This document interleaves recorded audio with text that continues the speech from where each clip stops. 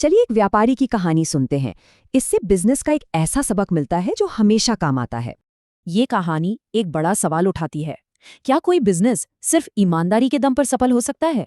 उसके पास ना तो पैसे थे ना ही कोई बड़ी दुकान, लेकिन उसकी असली पूंजी कुछ और ही थी। उसकी असली ताकत पैसा नहीं, बल्कि उसकी बुद्धि, ईमानदारी और सूझबूझ थी। उस वक्त बाजार पर अमीर, धोखेबाज व्यापारियों का राज था। वे छोटे दुकानदारों को दबाकर रखते थे। उन्होंने रमेश को हराने के लिए गलत तौल और झूठे वादों का इस्तेमाल किया। पर रमेश घबराया नहीं। उसने एक बिल्कुल ही अलग रास्ता चुना। उसने गांव वालों की जरूरतें समझीं, अच्छा सामान दिया और अपने काम में पूरी ईमानदारी बरती। उसका एक ही सिद्धांत था, मुनाफा कम कमाऊंगा लेकिन कभी धोखा नहीं दूंगा। तो जहां दूसरे व्यापारी बस जल्दी पैसा कमाना चाहते थे, वहीं रमेश धीरे धीरे लोगों का भरोसा जीत रहा था। और यही ईमानदारी उसकी सबसे बड़ी पूंजी बन गई, जो लगातार बढ़ रही थी। धीरे धीरे उसका छोटा सा कारोबार बढ़ा और उसे खूब इज्जत मिली। लोग अब उसकी मिसाल देते थे।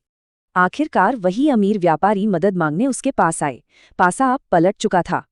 रमेश ने उन्हें सिखाया कि असली व्यापार पैसे से नहीं, बल्कि बुद्धि, नैतिकता और सही सोच से बनता है। तो सच्ची सफलता का मतलब सिर्फ धन या शक्ति जमा करना नहीं है, बल्कि ये साफ सोच, अटूट ईमानदारी और समझदारी से लिए गए फैसलों से मिलती है। कहानी का सार ये है कि ईमानदारी ही बिजनेस में सबसे बड़ी ताकत होती है। तो एक सवाल सोचने जैसा है, बिजनेस में सबसे बड़ी गैर वित्तीय संपत्ति क्या होती है?